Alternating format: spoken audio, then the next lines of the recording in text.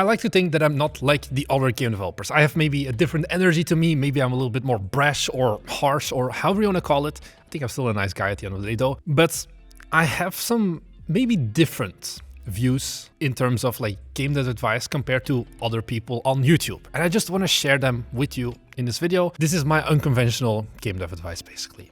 The first thing that I want to tell you, my piece of advice, maybe also to myself, is that you're honestly not doing enough to be competitive.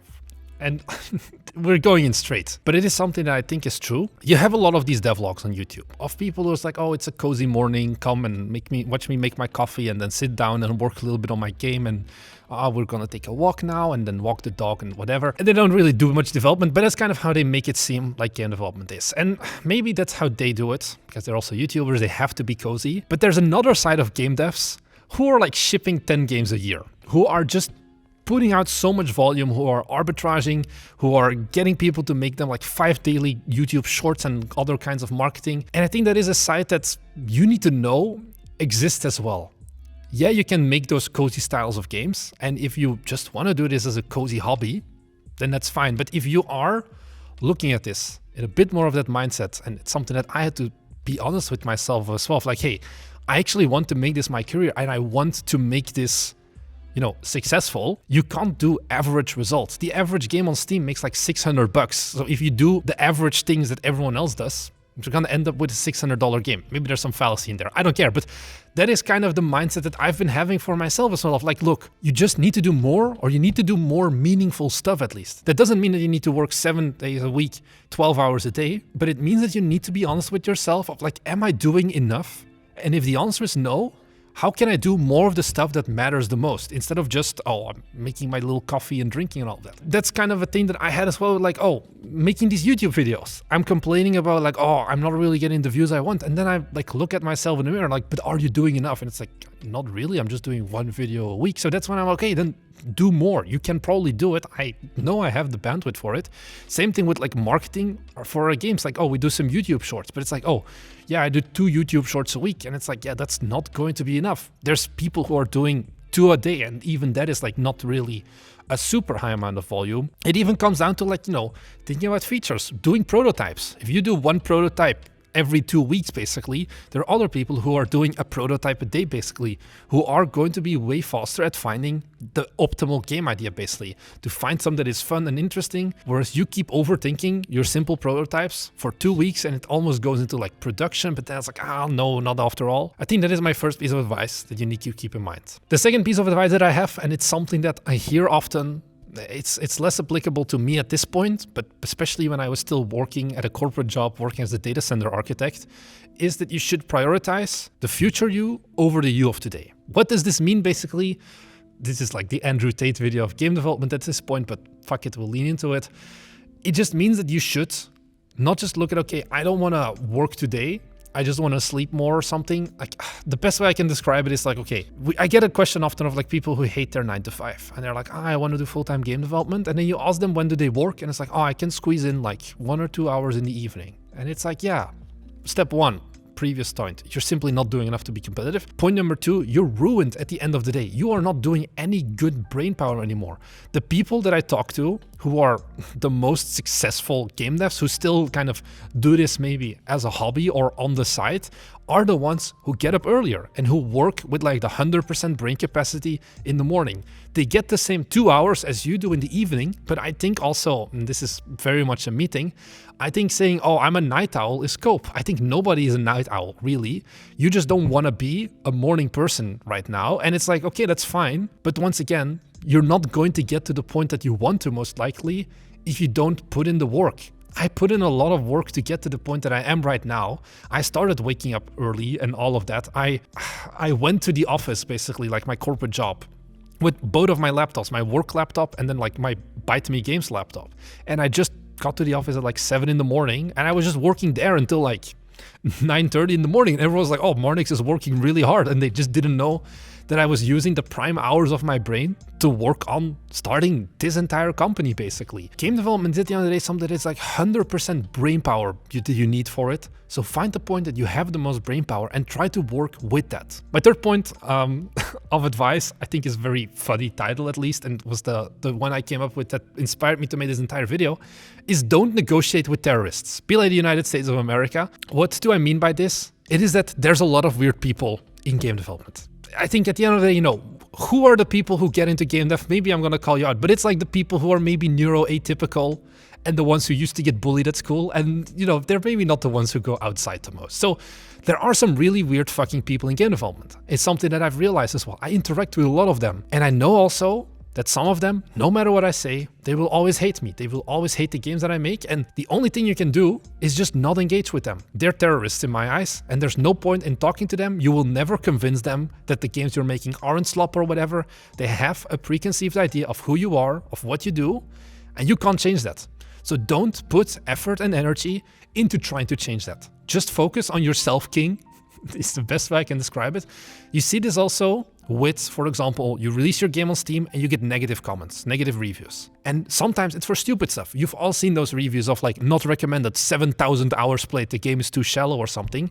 Those are, in my opinion, the terrorists. Yeah, you can leave a developer response to that, but you are not getting anything out of this. You're doing more damage to yourself by getting distracted by them and also by just being a PR nightmare, basically, because you don't know what you're gonna say and how people are going to like interpret that you're better off just shutting up and putting more effort into your games. There will be people as well who will be happy for you to get success, who will be interested in you and what you're doing.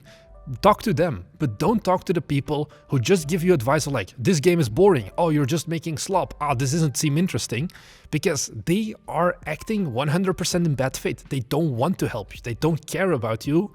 They're just sad little people that you should not spend time or energy on. So just ignore that. It's going to happen in game development because you are at the end of the day trying to get your game out to gamers. Gamers are up there together with Redditors in terms of toxic people that you don't really want to engage with. But of course, you still want them to buy your game at the end of the day. So just make a good game, but don't get too involved with what those few loud assholes are trying to tell you. This next one is another one that, you know, when you first hear it, it's like, I guess so, but until you've tried this out for yourself, you will not believe me, and it is how much your diet matters. How much it matters what you put in your body and how much it will impact how good you can write code or make levels or work on games, basically. Carbs are evil in terms of just brain focus and actually trying to work. I used to be that guy who, you know, healthy breakfast in the morning, I got my skyr yogurt, I added some muesli, some blueberries, and the first thing I do basically when I wake up is like I eat because I need to have energy.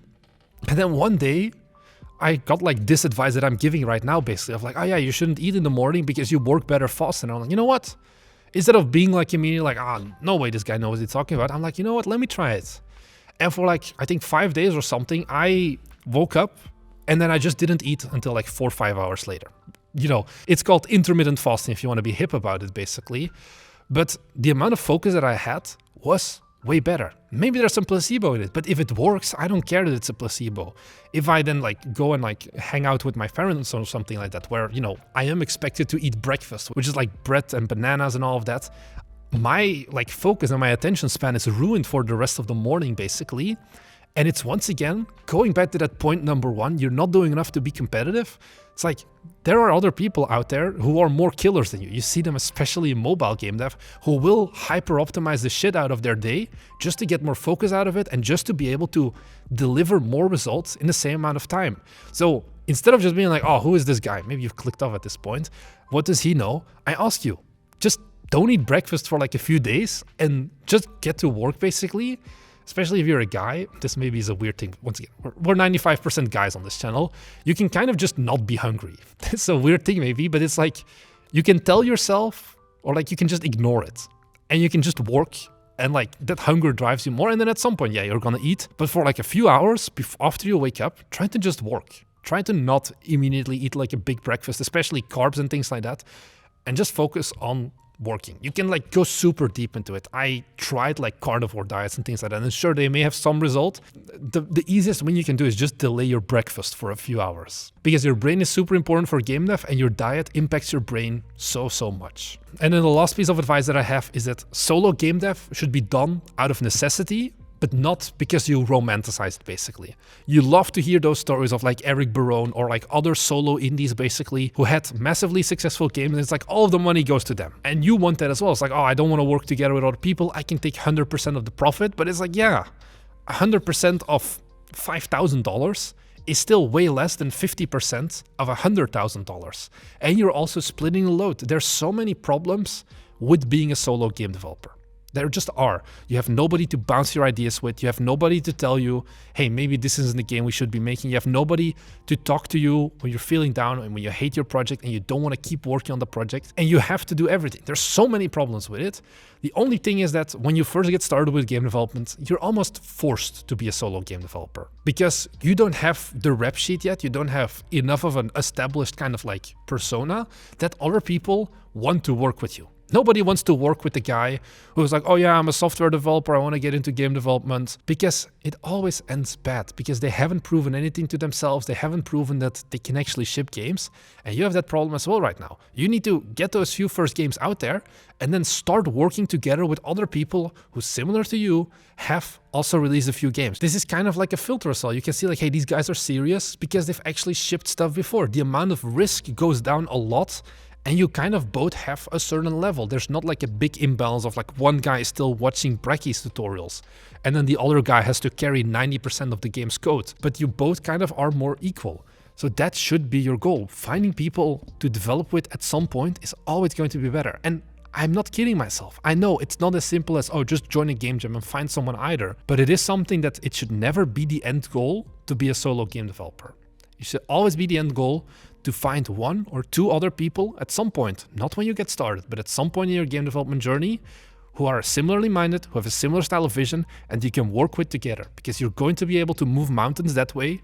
Whereas if you stay solo, it's going to be way harder to kind of get that leap, basically. Also, things like publishers, for example, are way less likely to want to work together with you if you're a solo guy, because of like stupid stuff like the bus factor. If you get hit by a bus tomorrow, all of game development just stops instantly. If you're with two people, that kind of gets offset a little bit more. Keep those things in mind. You have to be a solo developer, I think, at some point. Everyone has to be, but I think there is so much value in working together at a later stage. So those are my pieces of advice.